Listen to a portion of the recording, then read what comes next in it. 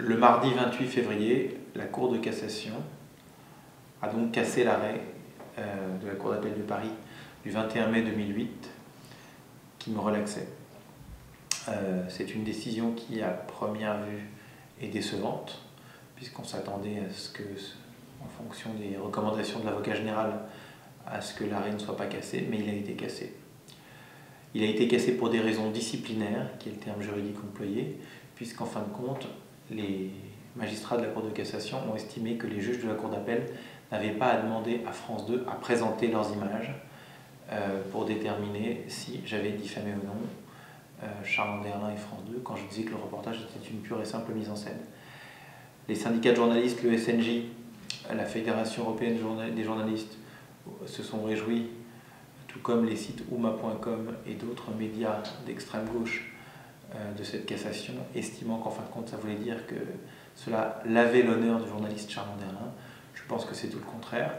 Lors du premier procès qui a eu lieu en septembre 2006, j'ai été condamné en diffamation parce que je n'ai pas pu obtenir les images et que je me suis battu pour les obtenir. Je n'ai pas pu, France 2 a refusé et les magistrats ont refusé de demander à France 2 de produire les images.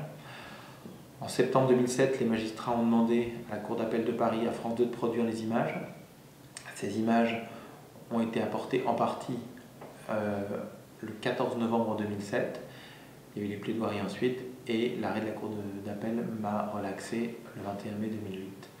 Donc quand on a montré les images, j'ai été relaxé. Et maintenant, la Cour de cassation dit, mais non, attention, il ne fallait pas regarder les images. Donc on casse l'arrêt de la Cour d'appel. Donc ce n'est qu'une décision technique, disciplinaire. Cela veut donc dire que si on ne voit pas les images, je suis condamné, mais si on voit les images, je ne suis pas condamné. Je pense que ce n'est vraiment pas une victoire pour France 2 ni pour Charles Anderlin. Je pense que c'est totalement déshonorant. Je trouve extrêmement grave que l'argent public du contribuable soit utilisé pour des manœuvres dilatoires pour empêcher la réalité de sortir. Car de toute façon, un jour, la vérité sera connue du monde entier.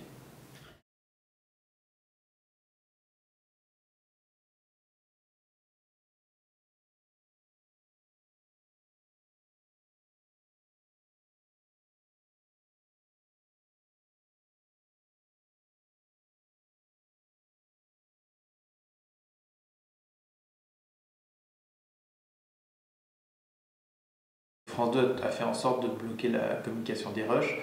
Pour sa part, Charles Anderlin, sur son blog, avait déclaré qu'il se réjouissait de la demande des jurys de voir les rushs. Donc comme ça, on allait pouvoir enfin voir les rushs. Et maintenant, à l'opposé, Charles Anderlin dit qu'il ne faut plus voir les rushs.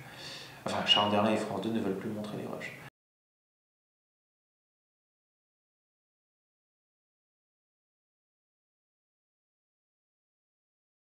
Bon, c'est une situation un peu cocasse, mais ce que France 2 et Charles Anderlin oublient, c'est qu'on a d'autres ressources que je ne dévoilerai pas maintenant, mais qui seront utilisées lors des prochains procès qui prouveront bien à quel point nous avions le droit de dire que France 2 et Charles Anderlin ont diffusé un faux reportage le 30 septembre 2000, que le reportage qu'ils ont diffusé n'était qu'une pure et simple mise en scène, et je le répète encore une fois. Comment est-ce que les Israéliens ont réagi? Les réactions des médias sont fabuleuses en ma faveur, des éditorialistes sont fabuleuses. Les gens m'ont apporté des emails, beaucoup d'emails de sympathie. Et donc, non, je crois que les gens sont... J'ai apporté la preuve de la mise en scène. Maintenant, on est arrivé au paroxysme de l'absurdité, c'est-à-dire il ne fallait pas voir les images pour voir que c'était une mise en scène. Non, donc bon. Donc non, je crois que ça me va bien. Ça me va bien, ça me fait du bien. Pour la campagne, ça me fait plutôt du bien. On est dans un cercle vicieux juridique, c'est-à-dire... On est dans un cercle vicieux duquel on va sortir, mais comme je t'ai déjà dit, comme nous allons mettre ces images en ligne, je ne vais pas révéler tout de suite, mais en tout cas, on a tout ce qu'il faut pour les mettre au tapis.